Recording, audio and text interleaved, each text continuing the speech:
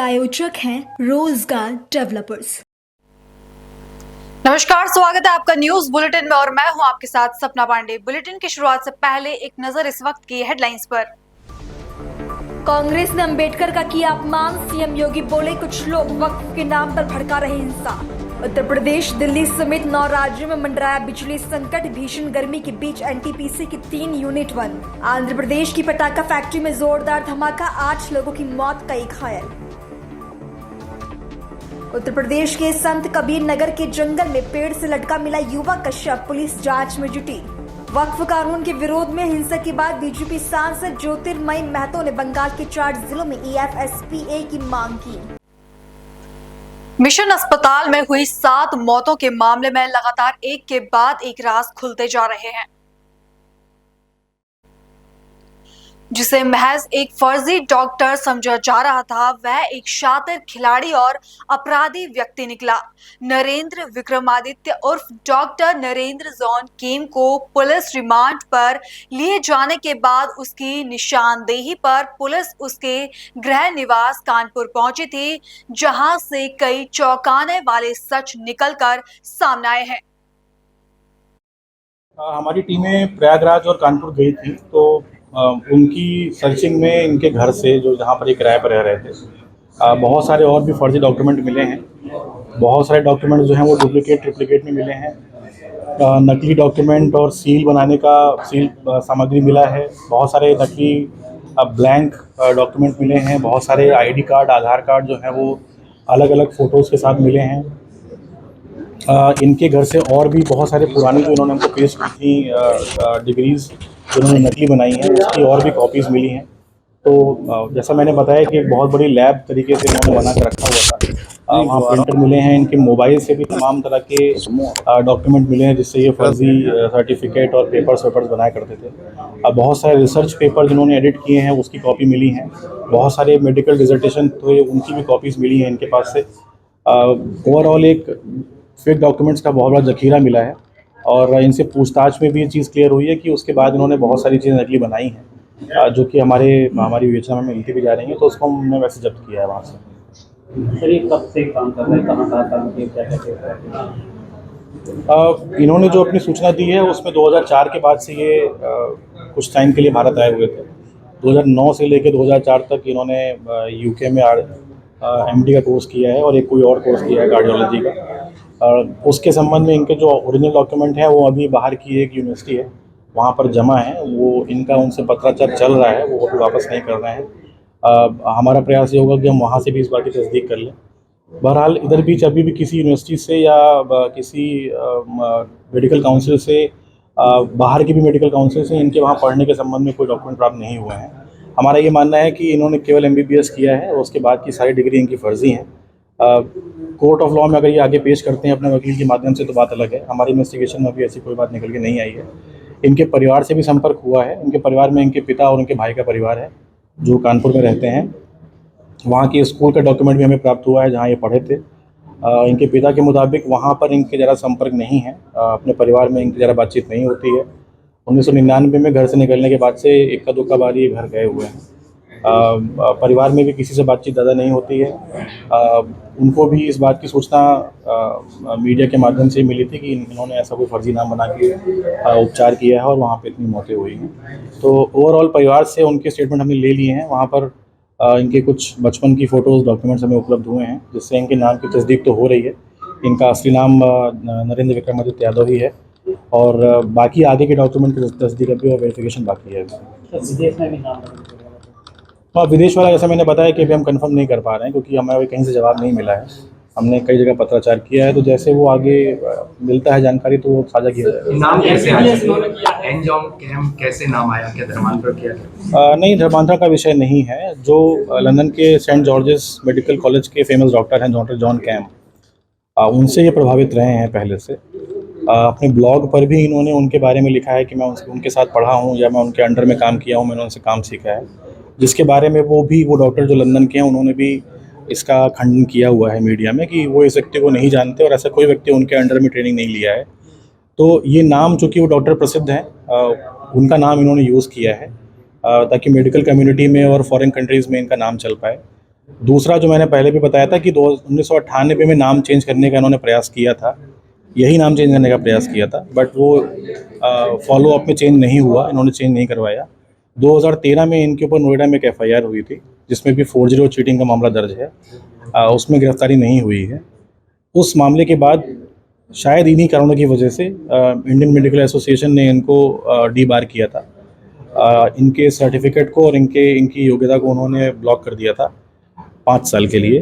तो कारण यही है कि उस 5 साल में नए नाम से प्रैक्टिस करने के लिए इन्होंने नए डॉक्यूमेंट बनाए और जितने भी मेडिकल कॉलेजेस में और हॉस्पिटल में इन्होंने अपना नाम दिया है अपनी सर्विसेज देने के लिए, वहाँ पर एन जॉन कैम के नाम से ही उपलब्ध कराए हैं डॉक्यूमेंट, जो कि इन्होंने बाद में फर्जी बनाए। और कितनी जगह अभी केवल 2 ही मामले हमारे सामने आए हैं, एक तेलंगाना में और एक आपका नोएडा में। सर ये MBBS की डिग्री अपने लिए बनाते थे कि और लोगों के लिए बनाते हैं? नहीं, अपने लिए इन्होंने डिग्री बनाई है। इनकी डिग्री केवल इनकी फ़ोटो इनके नाम से ही मिली है और किसी के नाम से डिग्री नहीं बनाई है, अब केवल इनके नाम की ही मिली है। कैसे बनाई डिग्री, कौन कौन सी डिग्री है? तो 2006 में ये बिलासपुर में एक गड़बड़ मामला पाया गया, पूर्व अध्यक्ष की वहाँ से भी प्रबंधित कैसे रहता है, क्या वो तो गार्डियन का काम तो वो करने लगा, तो इसमें कुछ अभी जानकारी मिली है कि नहीं, हमने बिलासपुर संपर्क किया और उसके अलावा बहुत सारी जगह से कंफर्म करने की कोशिश की है कि MBBS करने के बाद इन्होंने ये बोला है कि UK और बाकी कुछ और कंट्री से इन्होंने कार्डियोलॉजी के कोर्सेज किए हैं, उसकी तस्दीक ना ये करा पा रहे हैं, ना हमें कहीं और से किसी यूनिवर्सिटी ने बताया है। इसीलिए अभी तक हम ये अभी इसी जानकारी के साथ आगे इन्वेस्टिगेशन कर रहे हैं कि इनके पास केवल MBBS की डिग्री है, बाकी सारी डिग्री इनकी फर्जी हैं और हम इसी इन्फॉर्मेशन के साथ चालान करेंगे। मशीनें, प्रिंटर्स बरामद हुए हैं इनके पास से, कुछ जो सील लगाने के लिए मशीनें बनती हैं वो घर में बनाने वाली वैसे कुछ मिली हैं, चीज़ें मिली हैं, और भी बहुत सारी चीज़ें, स्टेशनरी का सामान मिला है जिससे ये बनाया करते हैं। नहीं, ऐसा कुछ नहीं मिला। सर इसमें आधार जो दूसरा एनजॉन पेड वाला आधार वो वेरीफाइड आधार दिखा रहा है, शो कर रहा है, तो फिर अकेले कैसे संभव है कि अकेला आधार कार्ड नकली बना रहा है? आधार कार्ड के लिए एक कोई अगर उसके पहले कोई आधार कार्ड नहीं बना है व्यक्ति का, तो इसी बायोमेट्रिक पे उसके आधार कार्ड बन जाते हैं। और आधार कार्ड अभी आज की डेट में आइडेंटिफिकेशन का कोई पुख्ता डॉक्यूमेंट नहीं माना जाता है। अगर आपके पास कोई लोकल फर्जी डॉक्यूमेंट भी है तो आप उसके ऊपर से आधार कार्ड बनवा सकते हैं। सर ये प्रयागराज में रहते थे कि देहरादून में जो आधार कार्ड में इनका है? नहीं, देहरादून से कोई मतलब नहीं है इनका, ये कानपुर के रहने वाले हैं और ये अभी रिसेंटली कुछ समय पहले प्रयागराज में मकान में किराए पर रह रहे थे। इनका मेडिकल कॉलेज जो है वो North Bengal Medical College Darjeeling का है। इनकी जानकारी ली है, वो लेके आ रही है। कानपुर रहने वाली टीम के पास ही वो पेपर्स हैं, जब वो टीम वापस आएगी तो उनसे लेंगे। नहीं, अभी नहीं, हम तो वही मैंने बोला कि वो कुछ चीज़ें CMHO की रिपोर्ट के बाद हम बढ़ाने वाले हैं। अब जो इनके डॉक्यूमेंटेशन के संबंध में हम आज तक वेट कर रहे थे कि हमारी कल PR कंप्लीट हो रही है, अगर कोई एविडेंस नया मिलता है तो हम उसको शामिल करेंगे इन्वेस्टिगेशन में। अगर नहीं मिलता है तो फिर हम अब इनके जो एन जॉन कैम के मामले में जो इनकी गलतियां हुई हैं उसी हिसाब से ज़रा बढ़ा देंगे। बायोडाटा वायरल हो रहा है जिसमें संस्था के माध्यम से मिशन हॉस्पिटल में आए थे, तो इसमें कितनी सच्चाई है? नहीं, वो संस्था के जो डायरेक्टर हैं उनसे मेरी बात हुई है, उन्होंने मंडे को अपने स्टेटमेंट लिखाने के लिए बोला है। मौखिक रूप से उन्होंने अभी ये बताया है कि उनकी संस्था ने केवल इनको मिशन हॉस्पिटल से कोऑर्डिनेट करवाया था और उनके यहाँ से नियुक्ति का कोई प्रमाण पत्र जारी नहीं हुआ है, ना ही उसमें जो कमीशन होता है संस्था का वो उनको मिला है। डॉक्टर से हॉस्पिटल ने अलग से संपर्क करके उनको नियुक्त किया। सर कौन सी एजेंसी जिसके थ्रू ये आप agency integrated workforce unique solution करके है भोपाल की, राज्य शासन द्वारा वो रिकॉग्नाइज एजेंसी है जो हॉस्पिटल्स में और बाकी मेडिकल फील्ड में स्टाफ को उपलब्ध कराती है। सर एक बायोडाटा वायरल हो रहा है, उसमें कितनी सच्चाई है? उसमें मोस्टली चीज़ें जो उन्होंने अपनी क्वालिफिकेशन में लिखी हैं वो उसकी तस्दीक नहीं हो पाई है, तो हम उसको फर्जी मानते हैं। सर दो क्रिमिनल केसेस हैं सर, 2013 वाला नोएडा वाला और उसके बाद 18-19 वाला तेलंगाना हैदराबाद रजमंडल। तो इसमें 13 वाले में क्या आरोप है और 18-19 वाला 2013 वाले में जो आरोप हैं उसमें इन्होंने कैलाश हॉस्पिटल है नोएडा का, वहाँ पर इन्होंने अपना रिज्यूमे भेजा था काम करने के लिए। इनका कंपनी जो हॉस्पिटल की कंपनी है ओनर, उनसे एक MOU हुआ था, उसमें इन्होंने अपने डॉक्यूमेंट भर्ती किए थे उस कंपनी को, उसके पैनल को, और वहाँ की जो पैनल था उनको इनके डिग्री पर और इनके मैनरिज्म पर शक हुआ था कि ये डॉक्टर नहीं है, तो उन्होंने इनको वहाँ से निकाल दिया था। बाद में जब उनका वेरिफिकेशन का प्रोसेस कंप्लीट हुआ तो उनको पता लगा कि इनके डॉक्यूमेंट फर्जी हैं, तो उन्होंने नोएडा में सेक्टर 20 में इनके खिलाफ एफआईआर कराई। सेक्टर 20 वाले केस में सर उसमें देखा गया था कि वो डॉक्टर नरेंद्र विक्रमादित्य यादव के नाम से हाँ, उसी नाम से। हाँ, हाई कोर्ट में भी गया है, एफआईआर क्वेश करने का उसमें ऑर्डर है। इन्होंने पिटीशन दायर की थी एफआईआर को प्रोसेस करने के लिए और क्वैश करने के लिए, पर उस पर आगे फॉलोअप नहीं हुआ है। इसमें क्या माने कि मिशन हॉस्पिटल चला गया है? अभी ये कहना मुश्किल होगा क्योंकि के माध्यम से आगे उसका क्या कहना है, उनका ये कहना है कि उन्होंने इनको केवल कोऑर्डिनेट कराया था, उनकी तरफ से नियुक्ति का प्रमाण पत्र या कोई पत्राचार नहीं हुआ है। सर हमने फीस भी दी उनको ऑनलाइन। नहीं, इस संबंध में अभी मुझे उन्होंने कोई डॉक्यूमेंट उपलब्ध नहीं कराए हैं। मंडे को जब वो आएंगे तो उनसे हम जानकारी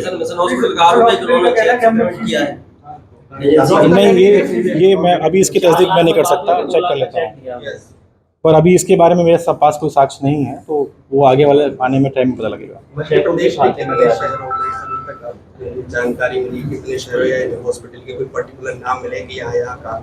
अभी तो केवल 3 शहरों का नाम है, दमोह का, नरसिंहपुर का और जबलपुर का। यहाँ 3 जगह 3 हॉस्पिटल्स में काम किया है इन्होंने और बहुत शॉर्ट स्पैन का काम रहा है।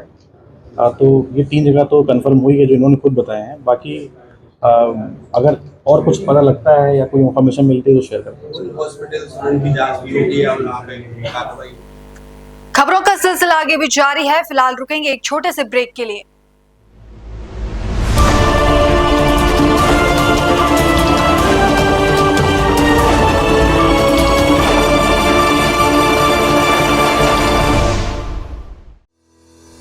रोजगार डेवलपर्स, अ यूनिट ऑफ रोजगार डेवलपर्स एंड प्राइवेट लिमिटेड। घर वहीं जहां हो आपका भरोसा। पिछले 15 सालों से आपके सपनों का घर हमारी प्रतिबद्धता। रोजगार डेवलपर्स का पता है शिमला बाईपास रोड, गणेशपुर, देहरादून। रोजगार डेवलपर्स से संपर्क करने के लिए अभी डायल कीजिए 9897054026 पर या 8433207910 पर।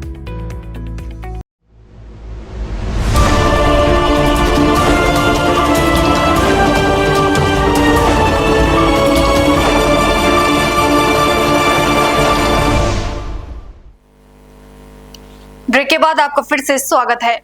अगली खबर राजस्थान के जोधपुर से है, जहां साइक्लोनर सेल ने ऑपरेशन रेड प्रेयरी के तहत 50,000 के इनामी भजन लाल के नशा साम्राज्य को ध्वस्त कर दिया।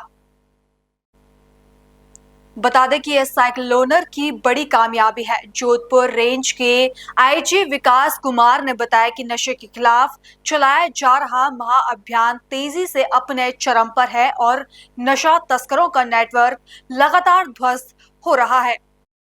जोधपुर रेंज के साइक्लोनर सेल के धुआंधार धावों की धमाकेदार धमक में बड़े बड़े नशावीर, सौदागर, सरगना, सूत्रधार, स्वयंभू सरताज जमीन सूंघते नजर आ रहे हैं, नेस्तनाबूद हो रहे हैं और नशे की बड़ी विषबेल जो इन्होंने बो रखी है, जिसके बट वृक्ष बने हुए हैं, वो भूशाई हो रही है।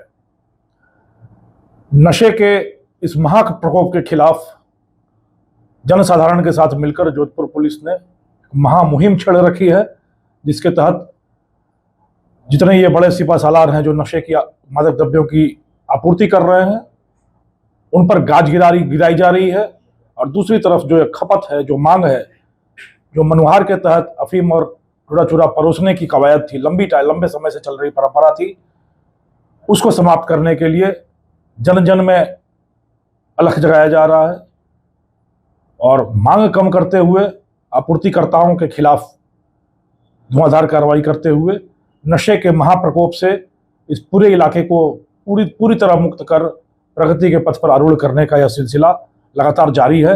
लगातार सफलताएं मिल रही हैं। नशे की दुनिया का पटाक्षेप हो रहा है और एक नए युग का सूत्रपात शुरू हुआ है।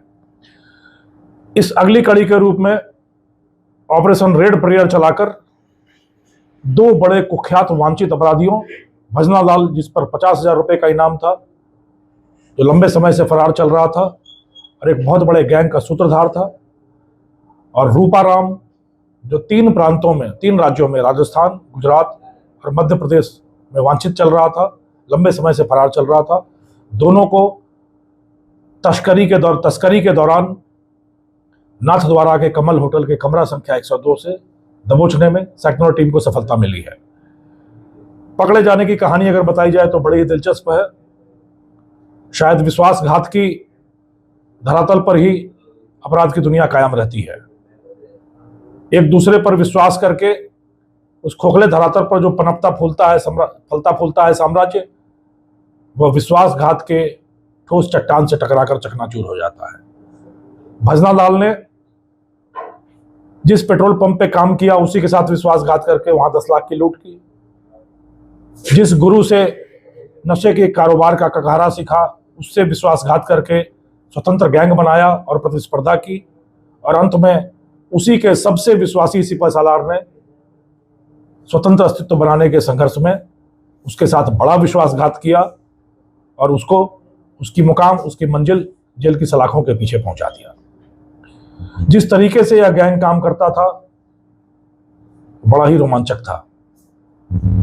चित्तौड़गढ़ की भदेसर की एक ऊंची पहाड़ी पर इन्होंने अपना केंद्रीय नियंत्रण कक्ष बना रखा था। वहां रखे एक छोटे से फोन में कि ड्राफ्ट में मैसेज छोड़े जाते थे और उस बहाने आपस में संदेश प्रसारित होता था। उसी तरीके से काले बाजार से वाहन 2 सेकेंड हैंड खरीदे जाते थे। उनका इंजन नंबर और चेसिस नंबर मिटाकर एक बार इस्तेमाल किया जाता था और फिर उसको नशे के छोटे व्यापारियों को बेच दिया जाता था। इंजन नंबर और चेसिस नंबर इसलिए मिटाए जाते थे ताकि पुलिस उस वाहन के असली मालिक तक पहुंचकर खरीदारों का पता लगाकर उन तक ना पहुंच पाए। तो यह बहुत ही दिलचस्प तरीका था। और यदि आप देखें पटकथा तो बड़ी ही शानदार पटकथा थी। एक जगह पर एक रात के बाद दोबारा नहीं रुकना, एक गाड़ी से एक बार के बाद दूसरी बार तस्करी नहीं करना, एक फोन एक दिन के बाद दूसरे दिन यूज नहीं करना, और एक मार्ग से तस्करी करने के बाद उस मार्ग को दोबारा यूज नहीं करना। इतने शातिर और सतर्क तरीके से यह गैंग पिछले 11 सालों से यह नशे का कारोबार चला रहा था। इसलिए पिछले काफी समय से इसके पीछे पड़ने के बावजूद इस गैंग की जड़ तक पहुंचने में बहुत दिक्कतें आई सेक्टर टीम को, पर अंत में घर के भेदी ने लंका ढाया और अपने ने ही अपनी सूत में सुराख किया।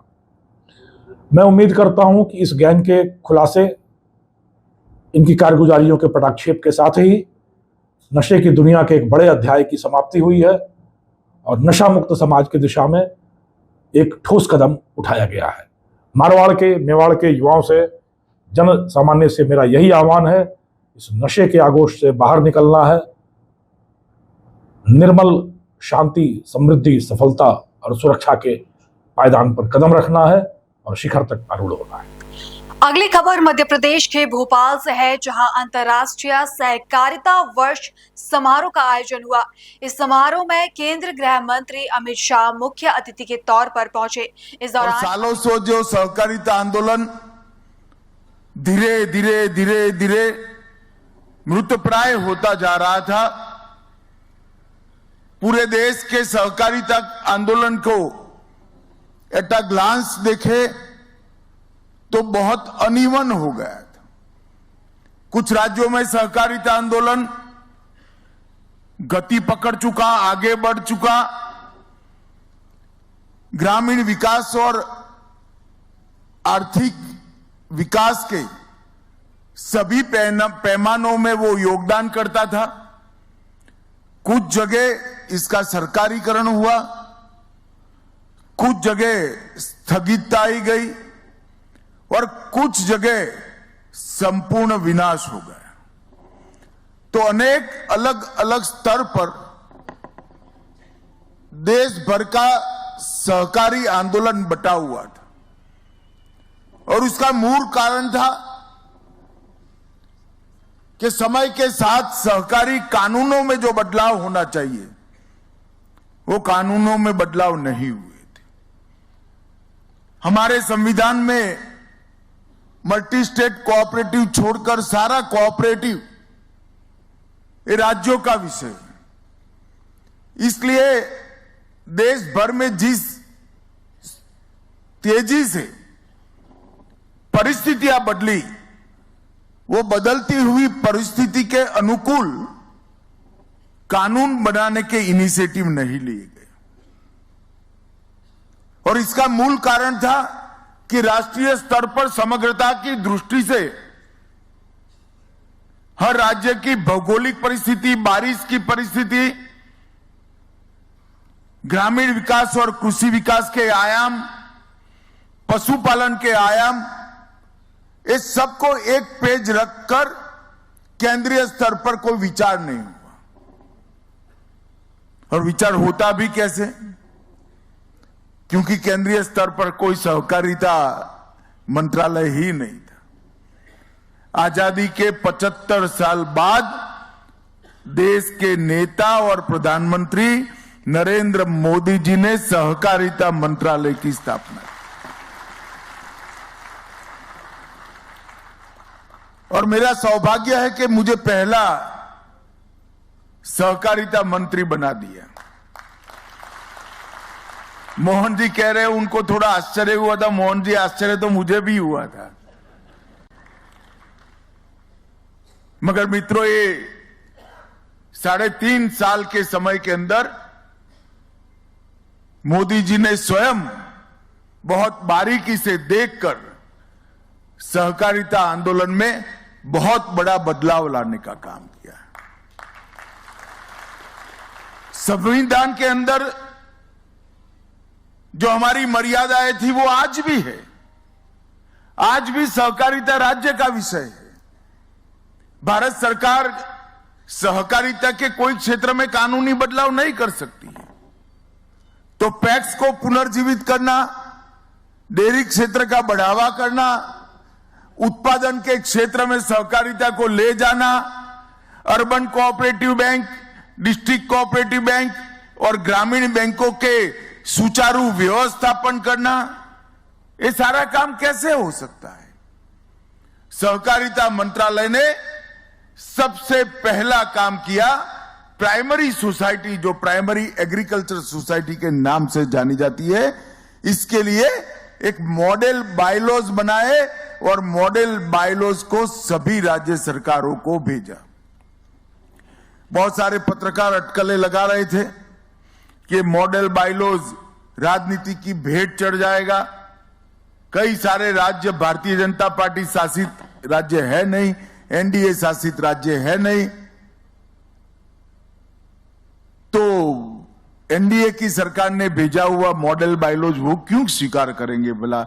मगर मैं हर्ष के साथ कहना चाहता हूं, आज संपूर्ण भारत ने मॉडल बायलॉज को एडॉप्ट कर लिया। जब आपकी नीयत ठीक हो, परिश्रम करने की वृत्ति हो, तो नतीजे भी ठीक ही आते हैं। और मैं इस मंच पर से देश भर की हर राज्य सरकार का बहुत बहुत धन्यवाद करना चाहता हूं कि आपने मॉडल बायलॉज स्वीकार कर देश के सहकारिता क्षेत्र में नई जान। अगली खबर उत्तर प्रदेश के नकुड़ से है, जहां नसरुल्लागढ़ में मंदिर से मात्र 50 मीटर की दूरी पर ही मीट की दुकान खोली गई, जिसके बाद इसकी जानकारी विश्व हिंदू परिषद और बजरंग दल के कार्यकर्ताओं को दी गई। वहीं जानकारी मिलते ही संगठन के कई कार्यकर्ता मौके पर पहुंचे और उन्होंने मीट की दुकान बंद करने की चेतावनी दी।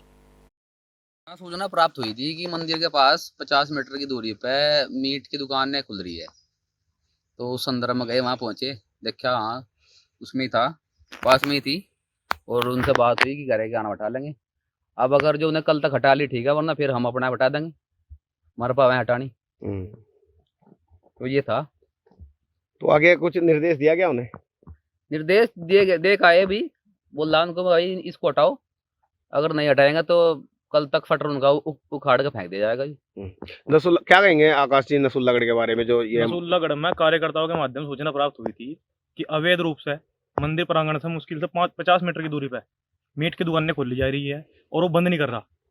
गाँव वालों ने पंचायत स्तर से कह दिया कि वो बंद नहीं कर रहा। संगठन के संज्ञान में मामला आया तो संगठन से इन्वॉल्व होकर हम यहाँ पर आए हैं, हम उसे दिशा निर्देश करके आए हैं। 24 घंटे का टाइम देगा, 24 घंटे के अंदर अगर वो मीट की दुकान ने वहाँ से वो बंद करता है तो ठीक है, वरना उसका शटर पैड है और वो बोर्ड पैड है, वहाँ से उठा के वहाँ लगा दी जाएगी उसकी दुकान पे, साफ साफ बिल्कुल।